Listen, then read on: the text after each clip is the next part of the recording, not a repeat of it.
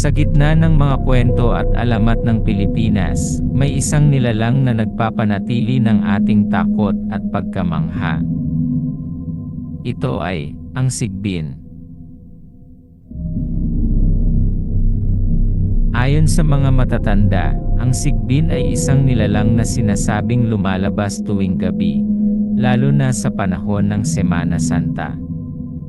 Sinasabing ito ay kahawig ng isang malaking kambing o aso na may mahahabang binti sa likod at naglalakad ng pabaliktad.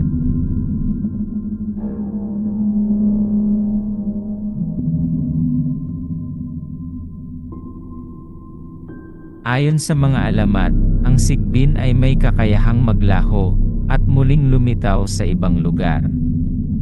Sinasabi ring ito'y kumakain ng laman loob ng mga tao, lalo na ng puso ng mga bata.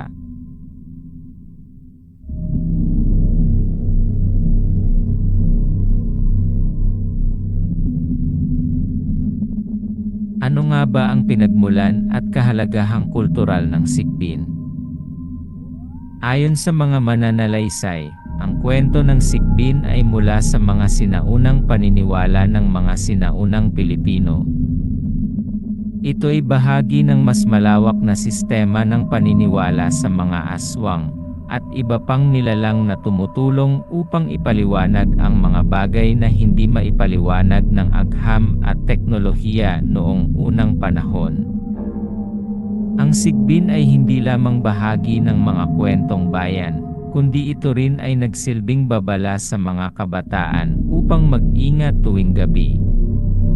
Ang takot sa sigbin ay nag-ugat sa mas malalim na paniniwala at pamahiin na may mga nilalang na nagbabantay sa kagubatan at kabundukan.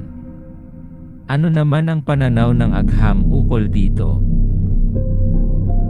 Ayon sa biyolohiya, sa agham, ang sigbin ay maaring ikumpara sa mga kilalang hayop na may kakaibang katangian. Maaring ito ay resulta ng mga maling pagkakaintindi o pag-aayos sa mga nakikita ng mga tao sa kalikasan.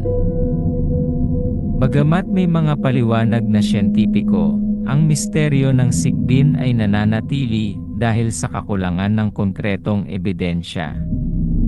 Patuloy itong nagiging bahagi ng ating kultura at paniniwala.